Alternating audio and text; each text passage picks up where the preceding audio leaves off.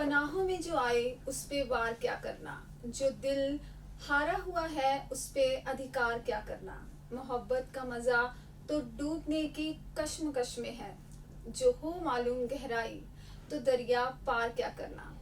कुमार विश्वास जी की इस बेहद ही मोहब्बत भरे शेर के साथ स्वागत है आपका मेरे शो जज्बाते शायरी विद आरजे पिया में। और जब शायरी की बात होती है ना, तो बात होती है जज्बातों की, तन्हाई की, महफिल की और मोहब्बत की। और मोहब्बत की बात शायरी में ना हो ये तो मुमकिन ही नहीं है। और आज का जो मेरा एपिसोड है वो बहुत ही मोहब्बत और रिश्तों की मिठास से भरा हुआ है, क्योंकि आज जो मेरे साथ गेस्ट हैं वो एक मोहब्बत पर लिखने वाली, रिश्तों पर लिखने वाली एक बहुत ही प्यारी सी शायरा हैं। और वो एक होम मेकर हैं, एक प्राउड वाइफ और मदर हैं, और इसके साथ साथ ही वो बहुत ही खूबसूरत लिखती भी हैं। उनको लिखने का जो शौक़ है, जो लिखने की प्रेरणा है, उनको उनके पापा से विरासत में मिली है, और वो अपने हस्बैंड को अपना सबसे बड़ा सपोर्ट सिस्टम मानते हैं। तो चलिए ज़्यादा वक्त ना लेते हुए हम उनसे मिलते हैं। हर्षिता जी, स्वागत है आपका मेरे शो जज्बाते शायरी विद आरजे पिया में। कैसा लग रहा है आपको यहाँ आके? बहुत अच्छा लग रहा है। शुक्रिया। थोड़ा सा नर्वस भी हूँ क्योंकि पहला शो है। बिल्कुल, लेकिन बहुत खुश हूँ। हम नर्वस रहने नहीं देंगे अभी आपको। Thank you so much. तो हम ये अभी जो मैंने आपके बारे में बताया वो चीज़ें थी जो मुझे मालूम थी आपके बारे में, लेकिन हर्षिता जी अपनी नज़र में क्या है, मतलब कुछ ऐसी बातें जो हमें नहीं पता, जो हमारे लिसनर्स को नहीं पता, वो हम जानना चाहेंगे। आपकी नज़र में आप की इंट्रोडक्शन। बिल्कुल, वैसे तो अगर आपको जितना मेरे बारे में मालूम होगा, मैं अपने पिता से बहुत प्रभावित थी बचपन से ही जी। आज भी हूँ। वो मेरे साथ नहीं है पर प्रभावित मैं आज भी उनसे हूँ। तो वो मुझे बचपन से सिखाया करते थे, मतलब 2 लाइन सुनाया करते थे जी कि मिटा दे अपनी हस्ती को गर कुछ मर्तबा चाहिए। क्या बात है। मिटा दे अपनी हस्ती को गर कुछ मर्तबा चाहिए, दाना खाक में मिलकर गुले गुलजार बनता है। क्या बात है। दाना खाक में मिलकर गुले गुलजार बनता है। तो इस बात को मैंने अपने जहन में कब बिठा लिया मुझे पता भी नहीं लगा, और ये अंदर बैठा रहा। आगे से मैं बहुत ही आक्रोश दिखाती रही, मैं बहुत गुस्से वाली भी थी जी, साथ साथ बहुत प्यार भी था सबसे जी। पर ये कब मैंने एब्जॉर्ब कर लिया मुझे पता ही नहीं चला। और अभी कुछ समय पहले मैंने कहीं लिखा या कहीं पढ़ा या कहीं सुना होगा जी कि जिन लोगों का नाम का एक लेटर होता है और सरनेम के पूरे लेटर्स होते हैं, वो अपने परिवार से बहुत प्यार करते हैं जी। तो मैंने ये देखा कि जब मैं अपना शादी से पहले सिग्नेचर करती थी जी। तो उसमें एच आता था और पूरा भटियानी आता था जी। शादी के बाद जब मैंने सिग्नेचर किया तो सिर्फ एच आता है और पूरा अरोड़ा आता है जी। तो मैं ये समझ चुकी हूँ और ये मानने लगी हूँ कि मेरा परिवार के बिना कोई अस्तित्व नहीं है। बिल्कुल। तो उसी पर कुछ सुना देती हूँ। इनफैक्ट आज सुबह ही लिखा है। आज सुबह मैं अपने बेटे का एक डॉक्यूमेंट साइन कर रही थी तो मैंने एच अरोड़ा लिखा जी। फिर मैं ऐसे पीछे गई तो एच भटियानी लिखती थी तो उसी पर कुछ कि मुझ में मैं बस इतनी हूँ बाकी तुम सब हो। मुझ में मैं बस इतनी हूँ बाकी तुम सब हो। मुझ में मैं बस इतनी हूँ बाकी तुम सब हो। मात पिता बिन संतान अधूरी, मात पिता बिन संतान अधूरी, भाई के बिन बहन अधूरी। क्या बात है। बहन के बिन बहन अधूरी।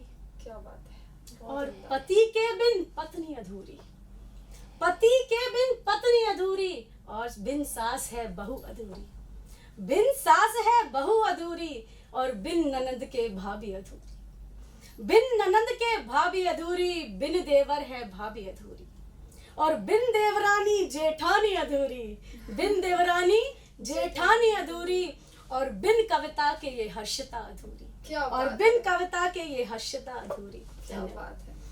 मतलब आपने अपनी कविता में ये कहने की कोशिश की है कि हर रिश्ता अपने आप में एक मिसाल है।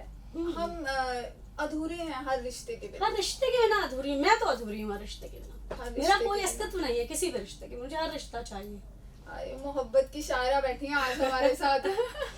जबकि मैं जब जवान हो रही थी और ऐसे बात होती थी ना कि मेरी शादी के लिए या कुछ, मैं अपनी माँ को बोलती थी मुझे हर रिश्ता चाहिए अपनी शादी से।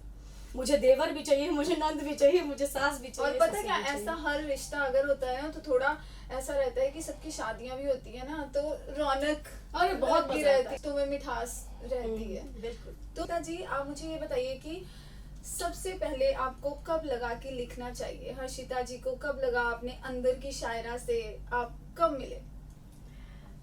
ये बहुत पुरानी बात है। हम लोग जी। स्कूल में पढ़ा करते थे, डिबेट्स और स्पीचेस में हम लोग 2 लाइनर्स जी। लिखा करते थे। अपनी डिबेट्स और स्पीचेस में खुद लिखती थी, जी। पिताजी से करेक्शन भी करवाती थी, और बड़ा ही अच्छा प्रोसेस होता था वो, कि पिताजी करेक्शन करके नया वर्ड ऐड कर रहे हैं, फिर हम कह रहे हैं हाँ ये ठीक है, ये ठीक है। तो ऐसे ही एक डिबेट था जी जिसमें टॉपिक ये था कि नई पीढ़ी देश को संभाल सकती है या पुरानी पीढ़ी। और चूंकि मैं अपने पिताजी से बहुत प्रभावित थी, जी तो मुझे पुरानी पीढ़ी ठीक लगती थी। ठीक है। तो तब एक 2 लाइनर लिखा था कि नई पीढ़ी के लिए, अपोजिट में उनकी, जी कि आंखें कर ली बंद और महल बना लिया, आंखें कर ली बंद और महल बना लिया, चांद तारों की रोशनी से उसे सजा दिया, क्या बात। चांद तारों की रोशनी से उसे सजा दिया, और आंख खुली तो ये आभास हुआ, आंख खुली तो ये आभास हुआ, हमने अपने हाथों से अपना घर जला दिया, क्या हमने बात अपने है। हाथों से अपना घर जला दिया। तो अगेंस्ट में लिखना था नई पीढ़ी के, तो ये उनके लिए लिखा था। ओके फिर इसके सपोर्ट ने मेरे पिताजी ने भी एक 2 लाइनर मेरे लिए लिख दिया उस डिबेट के लिए, जी। कि ये ना पूछो हम कहाँ जा रहे हैं, किधर जा रहे हैं, ये ना पूछो कि हम कहाँ जा रहे हैं, किधर जा रहे हैं। लिखी है मुकद्दर में ठोकरें, ठोकरें खा रहे हैं, क्या बात। लिखी है मुकद्दर में ठोकरें, ठोकरें खा रहे हैं, कि कारवां भटक गया है जिंदगी का अब मेरा, कि कारवां भटक गया है जिंदगी का अब मेरा, ये जमाना जिधर ले जाए उधर जा रहे हैं, क्या उधर बात जा रहे हैं। क्या तो बात ऐसे ही है। हमने ये डिबेट कंप्लीट किया था। और जैसे मैं छुप छुप के 2-4-5 लाइनें, जैसे आप जब बड़े हो रहे हो तो आपको ऐसे लग रहा होता है, जैसे मैं अपने पिताजी के बहुत क्लोज थी, क्योंकि वो बहुत आधुनिक थे उस समय में। जी माताजी, क्योंकि बेटियां बहुत थी आसपास, इसलिए थोड़ी सी संकीर्ण कह सकते हैं उनको। जी तो अब ऐसे मैंने डायरी में थोड़ा सा कुछ लिख दिया। जी वो इस तरह था कि जाने कैसे कैसे नाच नचाते हैं ये जमाने के लोग, जाने कैसे कैसे नाच नचाते हैं ये जमाने के लोग। खुद हंसते हैं हमें रुलाते हैं ये जमाने के लोग, उफ, खुद हंसते हैं हमें रुलाते हैं ये जमाने के लोग, जी और चलते हैं अगर वक्त के साथ तो ये चलने नहीं देते, अक्सर होता है कोई। चलते हैं अगर वक्त के साथ तो ये चलने नहीं देते, हर वक्त नई पाबंदी लगाते हैं इस जमाने के, क्या बात है। हर वक्त नई पाबंदी लगाते हैं इस जमाने के लोग। अभी बस लिखा ही था, डायरी रख दी थी और गलती से वो डायरी में टेबल पे छोड़ा है। भूल गई, अच्छा। और मैं उदास बैठी हुई थी, क्योंकि हम जैसे कवि लोग महसूस बहुत करते हैं, बिल्कुल कहते हैं ना, इमोशनल इमोशनल बहुत होते हैं। लिख के छोड़ दिया, अब इसके बाकी छंद बनाने थे। अब मेरे पिताजी वहां से चले आ रहे, पता नहीं उन्होंने वो डायरी कब पढ़ ली। उसके बाद उस गजल की उन्होंने लय भी बना दी, क्या बात है। वो गाते हुए चले आ रहे, जाने कैसे कैसे नाच नचाते हैं जमाने के, और मैं इधर उधर, मैंने कहा पापा ये क्या था। तो उन्होंने उसका, मैं अच्छा गा नहीं पाती, वो गाते भी बहुत अच्छा थे, अच्छा वाह। तो उन्होंने उसकी राग भी बना दी। अभी मैंने यहाँ किसी शो में वो गाई नहीं है क्योंकि मैं गा नहीं पाती, पर मैं सुनाऊंगी जरूर कभी जी। मौका लगा तो ये वाकया था। फिर उसके बाद लिखते चले गए, पर वो बंद डायरी के अंदर।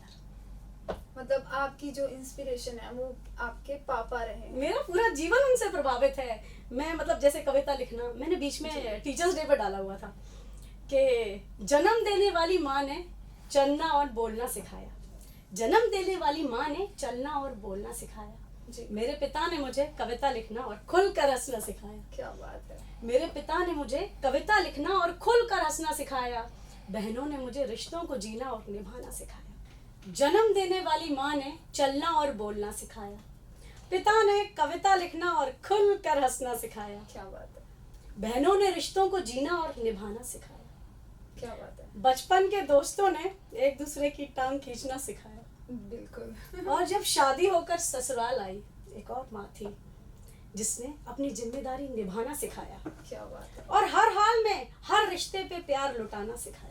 क्या बात है। ससुराल में 2 और महिलाएं थीं जिन्होंने सजना और संवरना सिखाया और खूब पैसे खर्च करना सिखाया।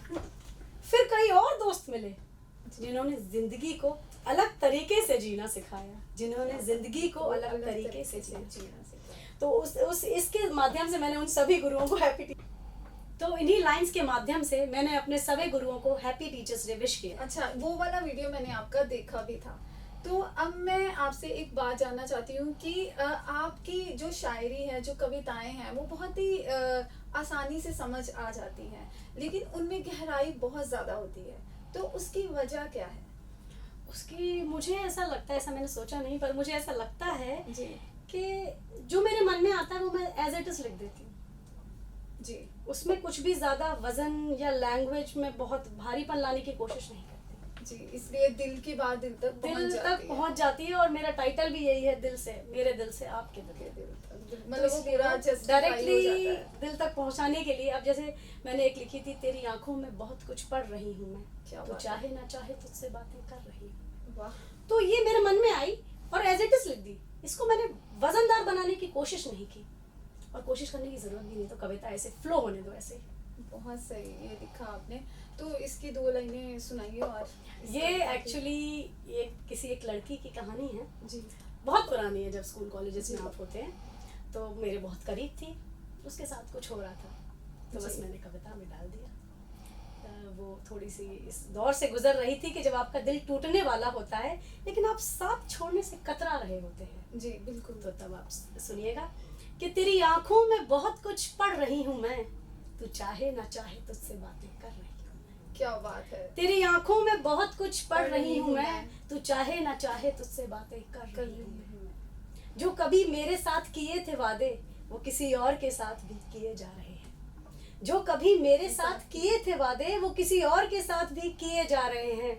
इसलिए तेरे ये नैन मुझसे मिलने से कतरा रहे हैं। इसलिए तेरे ये नैन मुझसे मिलने से कतरा रहे हैं। इसके बावजूद भी तुझे छोड़ने की जगह तुझे पाने के लिए तुझसे ही लड़ रही हूँ मैं। इसके बावजूद भी तुझे छोड़ने की जगह तुझे पाने के लिए तुझसे ही लड़ रही हूँ मैं। तेरी आंखों में बहुत कुछ पढ़ रही हूँ मैं, तू चाहे ना चाहे तुझसे बातें कर रही है। क्या बात है, बहुत ही उम्दा और आजकल के सिनेरियो पे थोड़ी बेस्ड है। एग्जैक्टली है ना।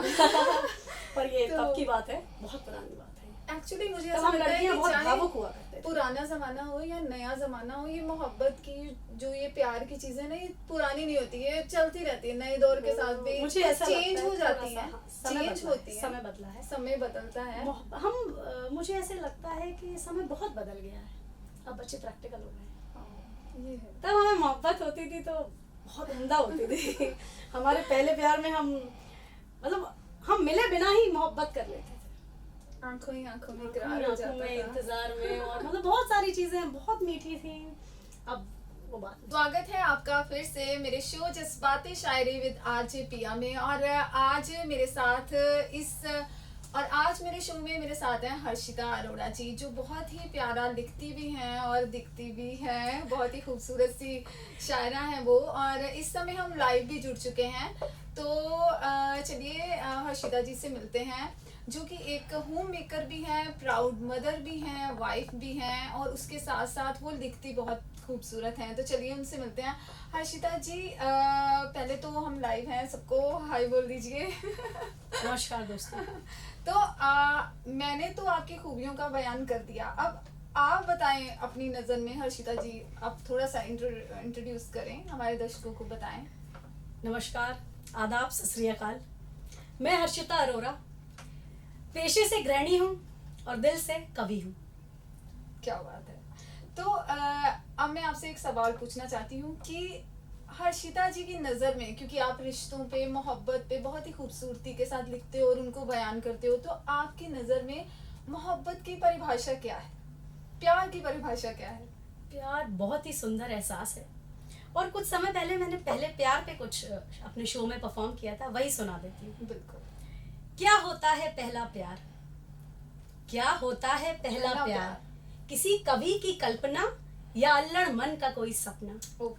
किसी कवि की कल्पना या अल्लड़ मन का कोई सपना, वो उससे मिलने से पहले बहुत सी बातें सोचना, कि मैं ये कहूंगी, मैं वो कहूंगी, मैं इस बात पे नाराज हो जाऊंगी, मैं उस बात पे उसे मनाऊंगी, मैं ये कहूंगी, मैं वो कहूंगी, मैं इस बात पे नाराज हो जाऊंगी, मैं उस बात पे उसे मनाऊंगी। क्या बात है। और उसके सामने आते ही शब्दों का जैसे कम पड़ जाना, उफ, और उसके सामने आते ही शब्दों का जैसे कम पड़ जाना, और पलकों का खुद ब खुद शर्म से झुक जाना, क्या बात और है। पलकों का खुद ब खुद शर्म से झुक जाना। वो साथ दे तो सारी दुनिया का मुस्कुराना, ओह, वो वाह, साथ दे तो सारी दुनिया का मुस्कुराना, और वो रूठ जाए तो सारी दुनिया का रूठ जाना। क्या वो बात है। रूठ जाए तो सारी दुनिया का रूठ जाना। खुश तो पहले भी बहुत थे मगर उसके बिना खुश रहना मुश्किल सा क्यों।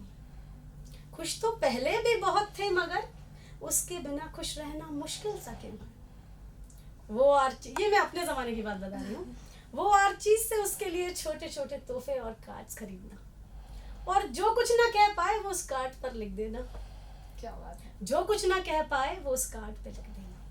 वो हाथों में हाथ लिए कई सपने बुनना, वो हाथों में हाथ लिए कई सपने बुनना, वो उसके दोस्तों को भी अपने दोस्तों की तरह पलकों पे रखना, वो उसके दोस्तों को भी अपने दोस्तों की तरह पलकों पे रखना।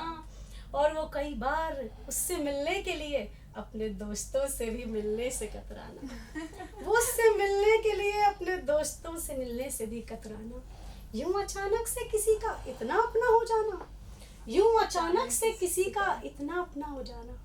वो अजीब सा नशा और खुमार, वो अजीब सा नशा और खुमार, सब कहते थे चढ़ा है इन्हें इश्क का बुखार। क्या बात है। क्या सब बात है। कहते थे चढ़ा है इन्हें इश्क का बुखार।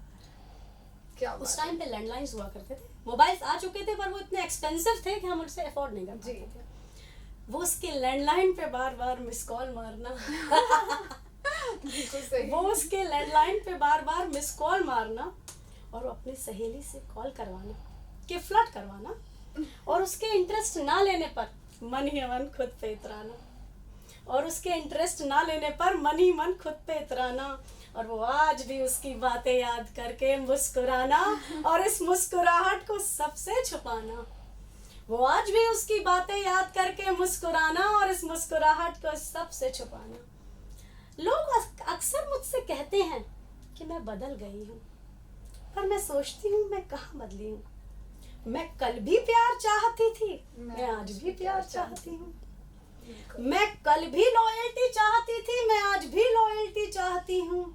और मैं कल भी दिल टूटने और साथ छूटने से डरती थी, मैं आज भी छूटने और टूटने से डरती हूँ।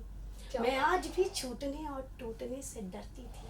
मैं कल भी संभालती थी रिश्तों को, मैं आज भी रिश्ते समेटती हूँ। मैं कल भी संभालती थी रिश्तों को, मैं आज भी रिश्ते समेटती हूँ। और मैं कल भी बदले में सिर्फ मोहब्बत चाहती थी, और आज भी बदले में सिर्फ मोहब्बत चाहती हूँ। आज भी बदले में सिर्फ मोहब्बत चाहती हूँ। क्या बात है। इन्होंने जो प्यार की एक उम्र है और जो प्यार की जो अदा होती है ना, उसको बड़ी बाखूबी से इस कविता में मतलब सुनाया है हमें। और एक सवाल और है हर्षिता जी आपसे कि आप हमारे लिसनर्स को ये बताएं कि जो अभी लिख रहे हैं, जो अभी जिन्होंने नया नया लिखना स्टार्ट किया है, तो उनके लिए आप अगर कुछ हमें बताना चाहें कि उनको किस तरह की किताबें या कुछ कवि जैसे जो आप पढ़ते हैं, जिनसे आप इंस्पायर होते हैं, वो उनके बारे में कुछ बताएं। देखिए, सबसे बड़ी बात जी, अच्छा लिखने के लिए अच्छा लिसनर होना बहुत जरूरी है। बिल्कुल। अगर आप अच्छे लिसनर हैं, आप अपनी रचना सुनिए, आप अपनी रचना पढ़िए, सुनिए, सुनाइए, सब कुछ कीजिए, पर दूसरों की रचना भी ध्यान से सुनिए। बिल्कुल। क्योंकि मैं शोज में अक्सर जाती रहती हूँ, जी। तो आजकल के बच्चे अपनी रचना सुना के फिर वो इधर उधर मोबाइल में टहलने लगते, ये गलत है। जी, आप एंजॉय कीजिए, आप दिल से महसूस कीजिए सामने वाले की रचना भी। हो सकता है कुछ मतलब फ्री में मिल जाए। पढ़ना और सुनना भी जरूरी है। बहुत जरूरी है, आपका अच्छा लिसनर होना बहुत जरूरी है। पहले जो कवि सम्मेलन और मुशायरों की परंपरा थी, वो इतनी फैली हुई इसलिए थी क्योंकि वहां पे सब लिखने वाले अच्छे लिसनर्स भी हुआ करते थे। बिल्कुल। मेरे पिताजी खुद कवि सम्मेलन और मुशायरों में जाया करते थे, और मुझे नाज है उन पर कि वो मतलब उन्होंने अपनी जिंदगी बहुत अच्छे से जी, सारी जिम्मेदारी उठाने के बावजूद। तो अच्छे लिसनर सबसे पहले बन जाइए। और दूसरी बात कि हम आम नहीं हैं, हम खास हैं। ये बात समझना बहुत जरूरी है। हम आम नहीं हैं, हम खास हैं, हम अंगूर हैं। हम अंगूर हैं इसलिए गुच्छे में ही रहेंगे, हम सब कलाकारों को, हम सब कवियों को एक साथ एकजुट रहना है, नहीं तो ये समाज हमें मार देगा। बिल्कुल। ये कविता की वैल्यू सिर्फ हम और आप ही समझ सकते हैं, इसलिए हमें गुच्छे में रहना, अंगूर की तरह रहना है, तभी हमारा अस्तित्व है, वरना ही हमें कुचल देंगे। साथ में रहिए, एक दूसरे का हाथ पकड़ के एक दूसरे को आगे बढ़ाइए। सफल है आपकी कविता और सफल है आप। और आपको हिम्मत नहीं हारनी। अगर आप लिख रहे हैं और आपको कहीं ऐसा लगता है, कई बार ऐसा होता है कि कुछ लिखना शुरू करते हैं, लेकिन जब वो किसी और की शायरी सुनते हैं जो उनसे बहुत ही अलग लेवल की या उम्दा लेवल की होती है, तो वो छोड़ देते हैं कि नहीं, हम उस लेवल तक नहीं पहुंच सकते। बट मेरा मानना ऐसा है कि आप कोशिश करते रहिए, आप सुनते रहिए, आप लिखते रहिए। स्टार्टिंग में अगर आप थोड़ा सा कम लिख रहे हैं, धीरे धीरे करके आप उस लेवल तक भी पहुंच सकते हैं। बट ये है कि अपने, जैसे मैम ने कहा कि अपने अंदर के कलाकार को पहचानना है। आप खास हैं तो उस चीज को एक्सेप्ट करके आप लिखिए, है ना। तो हर्षिता जी, जो हमारे लिसनर्स अभी हमें सुन रहे हैं, तो उनके नाम पे एक कुछ कविता हो जाए जो आपकी दिल के बहुत करीब हो। कविता तो नहीं, 4 लाइन सुना देती हूँ। ये कोविड के बाद जब हम सब लोग निकलने लगे और जाने आने लगे जी, तो 4 लाइनें मैंने बनाई थी और बच्चे स्कूल जाने लगे, माओ के लिए बड़ा रिलीफ था कि निकल आए परिंदे फिर आशियानों से, लगता है तूफान कुछ थम सा गया है। क्या बात है। निकल आए परिंदे फिर आशियानों से, लगता है तूफान कुछ थम सा गया है, महकी हुई वादियों ने आवाज दी है दिल से, महकी हुई वादियों ने आवाज दी है दिल से, लगता है जिंदगी ने उड़ान भर ली है फिर से, लगता है जिंदगी ने उड़ान भर ली है फिर से। क्या बात है, बहुत बहुत ही उम्दा सुना रहे हैं हर्षिता जी। और अगर आपको हर्षिता जी की और भी कविताएं सुननी है, पढ़नी है, तो आप इंस्टाग्राम, आपका हैंडल जो है वो आप हमारे लिसनर्स को जरूर बताएं कि क्या है वो, ताकि आपको फॉलो कर सके वहां पे। मेरे इंस्टाग्राम हैंडल बहुत सिंपल है, no comma, no capital letter, small Harshita .arora.poetry, सब कुछ स्मॉल लेटर्स में है, harshita.arora.poetry। आप इस पे मुझे फॉलो कर सकते हैं और मैं भी आपको फॉलो बैक करूंगी, मुझे भी अच्छा सुनना है। बिल्कुल। और अगर आप हमारे शो में आना चाहते हैं तो आप भी मुझे मैसेज कर सकते हैं, डीएम कर सकते हैं, और मैसेज आप कर सकते हैं। नंबर है 9501095010। पर ये ध्यान रखिए कि आपका कंटेंट जो है वो ओरिजिनल होना चाहिए, कॉपी नहीं होना चाहिए। और आप मुझे मैसेज कर सकते हैं और डीएम कर सकते हैं इंस्टा आईडी पे RJPIADBR पर। पिताजी, हर किसी की जिंदगी में कोई ना कोई इंस्पिरेशन होती है, कोई शख्स ऐसा होता है जिससे वो इंस्पायर होकर लिखते हैं या जिनसे उन्होंने सीखा होता है। तो आपकी जिंदगी में वो इंस्पिरेशन कौन है, उसके बारे में हमें जरूर बताएं, हम जानना चाहेंगे। बिल्कुल बिल्कुल बताऊंगी। मैं बचपन से ही अपने पिता से बहुत प्रभावित हूँ जी, और उन्हीं से इंस्पायर्ड हूँ। क्या बात है। जी मतलब मुझे पता ही नहीं चला जी कि कब मैं उनके जैसी बनती जा रही हूँ। उनके जैसा बनना तो संभव नहीं है जी, लेकिन कोशिश करती हूँ जी।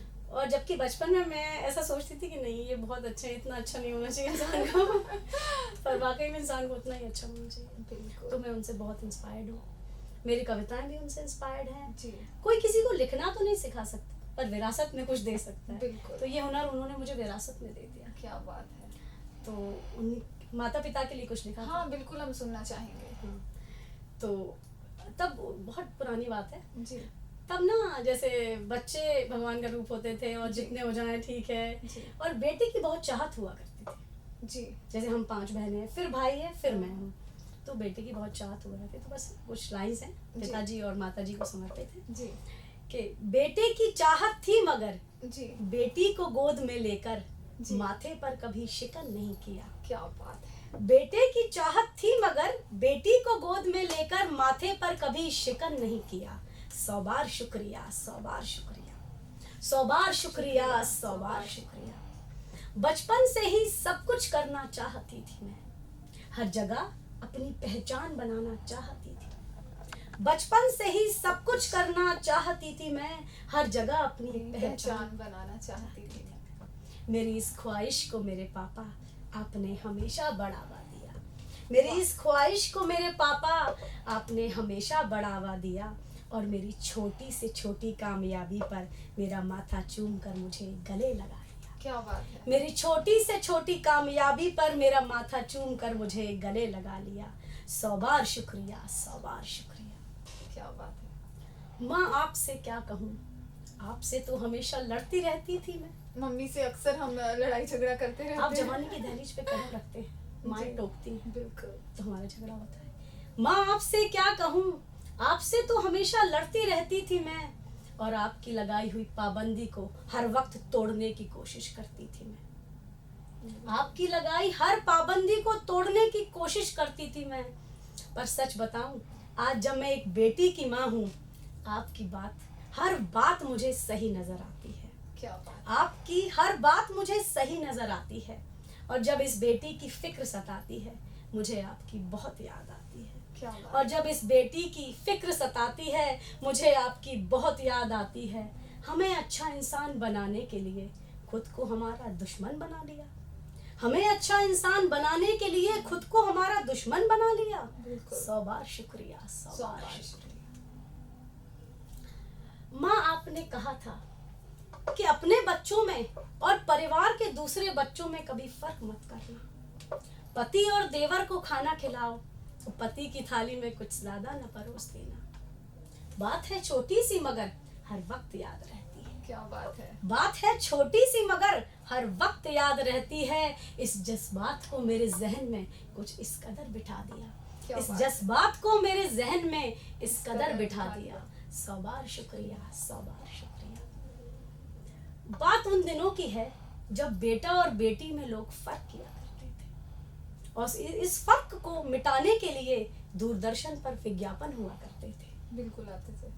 बात उन दिनों की है जब बेटा और बेटी में लोग फर्क किया करते थे, और इस फर्क को मिटाने के लिए दूरदर्शन पर विज्ञापन आया करते थे। उस दौर में भी आपने बेटा और बेटी में कोई फर्क नहीं किया।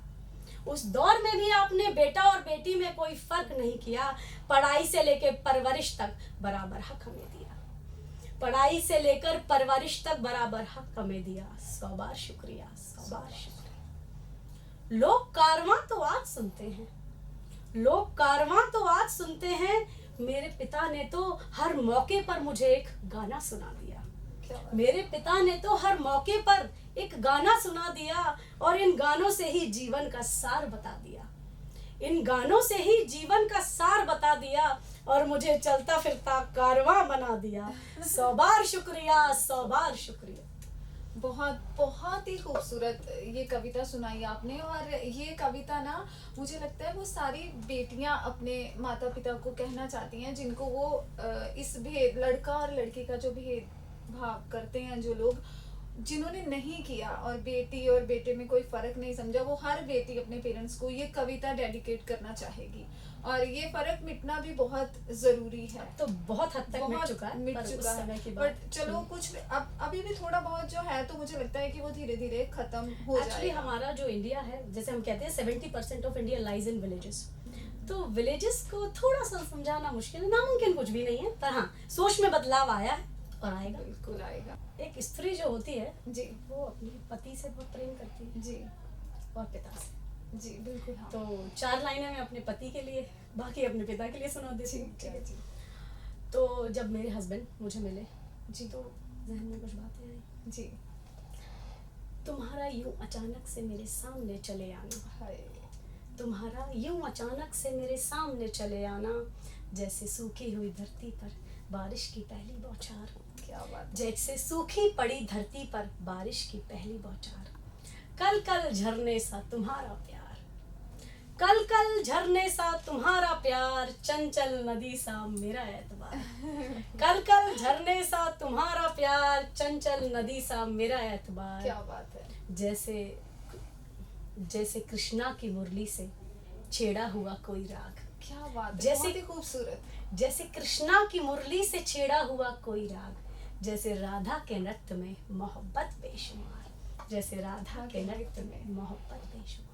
क्या बात है। ये तो कविता थी जो आपने अपने हस्बैंड के लिए सुनाई, आपने उनको डेडिकेट करके सुनाई। तो आपके पापा के लिए भी अगर आप हमें एक कविता सुनाएं उनको डेडिकेट करके, तो हम वो भी ज़रूर सुनना चाहेंगे। बिल्कुल, मैं सुनाना चाहूँगी। ये मैंने तब लिखी थी जब कोविड सेकेंड वेव ने मैंने उन्हें खो दिया था। जी, तो बहुत इमोशनल है। जी। तब मुझे रियलाइज हुआ था कि दूसरों का दुख हम कहते जरूर हैं कि हम समझ रहे हैं, जी। हम नहीं समझ सकते, बिल्कुल उस गहराई को हम महसूस ही नहीं कर सकते। बिल्कुल। तो उनके जीते जी तो मैं उन्हें वो कविता सुना ही चुकी हूँ 100 बार, शुक्रिया। उनके जाने के बाद भी मैंने एक कविता लिखी थी। आपका यूं अचानक चले जाना, जैसे एक सदी का खुद में सिमट जाना, आपकी कलम का खुद ब खुद हमेशा के लिए रुक जाना, आपकी कलम का खुद ब खुद हमेशा के लिए रुक जाना, वो आपका बेवजह मुस्कुराना, अपनी ही धुन में कुछ ना कुछ गुनगुनाना, वो आपका बेवजह मुस्कुराना, अपनी ही धुन में कुछ ना कुछ गुनगुनाना, वो माँ के डांटने पे आपका कलेजे से लगाना, वो माँ के डांटने पे आपका कलेजे से लगाना, वो गुस्से में रूठ कर मेरा खाना छोड़ना और आपका अपने हाथ से मुझे खाना खिलाना, वो गुस्से में रूठ कर मेरा खाना छोड़ना और आपका अपने हाथ से मुझे खाना खिलाना, वो घर लौटने पर आजा मेरा बेटा कहना, वो मेरे घर लौटने पर आजा मेरा बेटा कहना, और वो छोटी से छोटी कामयाबी पर मुझे मेरा माथा चूम कर मुझे गले लगाना, वो छोटी से छोटी कामयाबी पर मेरा माथा चूम कर मुझे गले लगाना।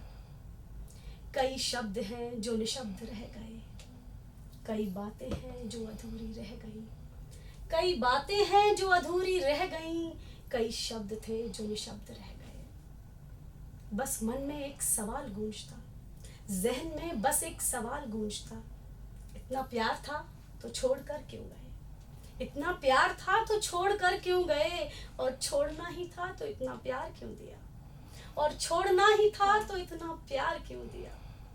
माँ के माथे पे वो लाल बिंदिया का न होना बहुत सताता है, माँ के माथे पे वो लाल बिंदिया का न होना बहुत सताता है, हर वक्त आपके न होने का एहसास कराता है, हर वक्त आपके न होने का एहसास कराता है, आपका यूं अचानक चले जाना, जैसे किसी सदी का खुद में सिमट जाना, दिल के किसी कोने का हमेशा के लिए खाली हो जाना, हमेशा हमेशा के लिए खाली हो जाना। बहुत ही प्यारी और बहुत ही खूबसूरत ये पापा को आपने अपनी कविता डेडिकेट की है। हम उनकी कविताएं सुन रहे थे, लेकिन मन तो कर रहा है कि उनसे और भी कविताएं सुनते जाएं, लेकिन क्या है कि शो को ख़त्म करने का वक्त हो चला है। तो अगली बार हम फिर से एक नए गेस्ट के साथ मिलेंगे। और हर्षिता जी, बहुत बहुत शुक्रिया आपका हमारे शो में आने के लिए। मतलब मुझे बहुत अच्छा लगा आपसे मिलकर भी और आपकी कविताओं को सुनकर भी। आपकी कविताओं में हर कविता में एक मिठास है, मोहब्बत है और एक मैसेज है ना। तो बहुत शुक्रिया आप हमारे शो में आए। बहुत बहुत और तब तक ऐसा है कि अगली बार एक नए गेस्ट के साथ फिर मिलेंगे। तब तक आप सुनते रहिए 107.8 FM देश भगत रेडियो, आपकी आवाज़।